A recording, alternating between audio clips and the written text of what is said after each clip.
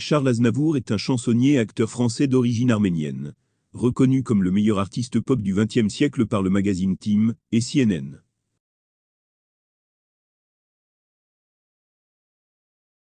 La ville natale d'Aznavour est Paris. Le nom complet donné au garçon à la naissance est Shakhnur Vainak Aznavourian. Il est né dans une famille arménienne, qui a déménagé en France depuis l'Arménie avant même sa naissance. Les parents étaient engagés dans l'art. Mon père était un artiste d'opérette, et ma mère jouait dans les théâtres dits tabloïds pour le grand public. La créativité n'a pas apporté à la famille les fonds nécessaires à la vie, alors les parents ont finalement abandonné leur tentative de pénétrer dans les cercles bohèmes, et ont ouvert un petit restaurant de cuisine arménienne. Le chef de famille parlait parfois aux visiteurs, ce qui ajoutait une touche particulière à l'établissement. Avec sa sœur aînée Aïda, le garçon a docilement aidé l'entreprise familiale. Lorsque la crise des années 30 a commencé, le restaurant a dû fermer. Les enfants du couple Aznavour ont grandi en personnalités créatives. Aïda a montré du succès au piano, dès son plus jeune âge et Charles a maîtrisé le violon à l'âge de 5 ans.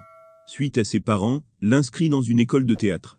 C'était un garçon timide et indéfinissable de petite taille, mais parmi les personnes partageant les mêmes idées, il a quand même réussi à s'ouvrir. Charles a commencé à utiliser les théâtres de la ville en figurant, puis ils ont confié des rôles plus importants, comme le jeune roi Henri-Yves de la production théâtrale de l'Odéon de Margot.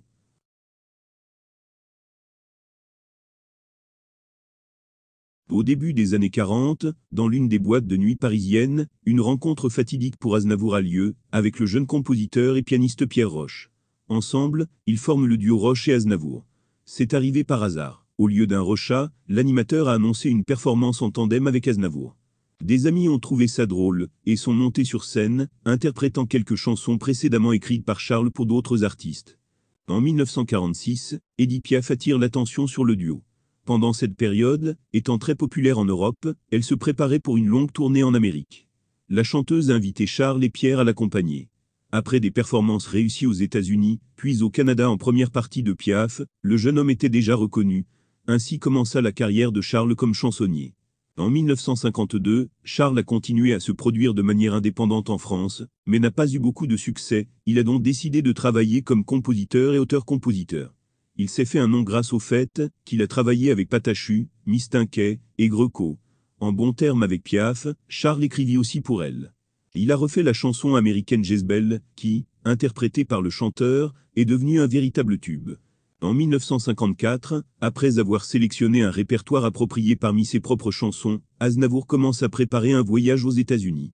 Ses performances en solo ont été un grand succès. Le chanteur a signé un contrat avec l'Olympia et l'Alhambra. Les critiques d'Aznavour étaient sévères, mais le public l'a très bien accepté. Déjà en 1957, Aznavour était connu et aimé chez lui, et à l'étranger. Ses discours sont devenus un événement. Il est parti en tournée à l'étranger. Le succès l'y attendait.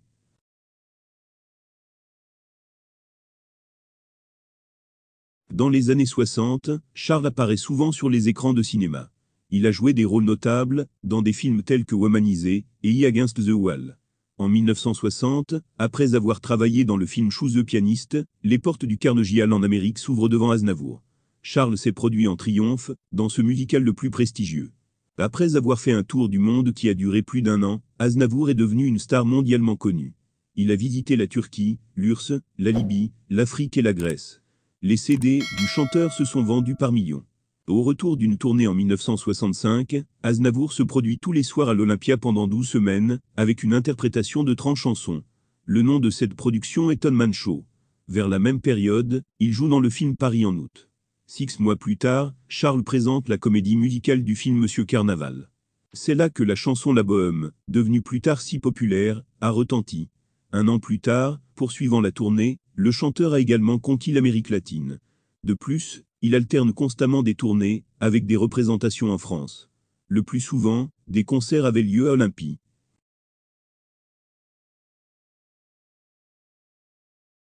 Aznavour a été officiellement marié 3 fois. Il s'est marié pour la première fois en 1946. Son épouse est Micheline Rugel. Son deuxième mariage a eu lieu en 1955. Il a épousé Vina Pleuzy. Les 2 mariages se sont effondrés rapidement. Comme l'a dit Charles, le premier, par jeunesse, le second, par stupidité. En 1968, le 3e mariage d'Aznavour a lieu à La Vega. Sa femme était la Suédoise Ulla Torssell. 1 an plus tard, Charles et Ulla se sont mariés dans une église arménienne à Paris. On sait qu'Aznavour a eu 6 enfants, dans les premiers et troisièmes mariages, et de femmes qui n'étaient pas ses épouses.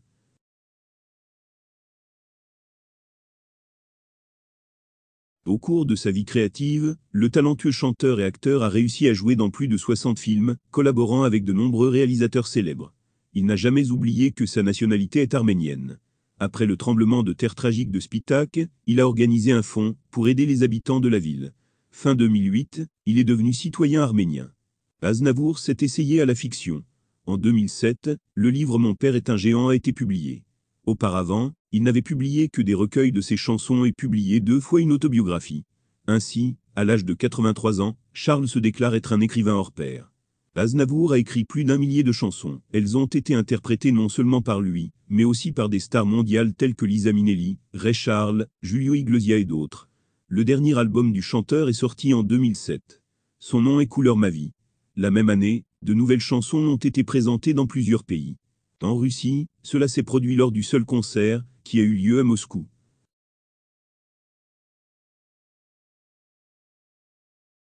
Malgré son âge, en mai 2018, le chansonnier a eu 94 ans. Charles Aznavour était plein de projets et d'idées nouvelles. Pour l'automne, il a prévu une tournée de concerts à grande échelle. Il voulait également faire escale en Russie. Mais en raison de problèmes de santé mineurs, spasmes du dos, bras cassés, les concerts ont été annulés. Le 1er octobre 2018, les médias rapportent le décès de Charles Aznavour. Il est mort chez lui dans le sud de la France, entouré de ses proches. La cause du décès était une insuffisance cardio-respiratoire.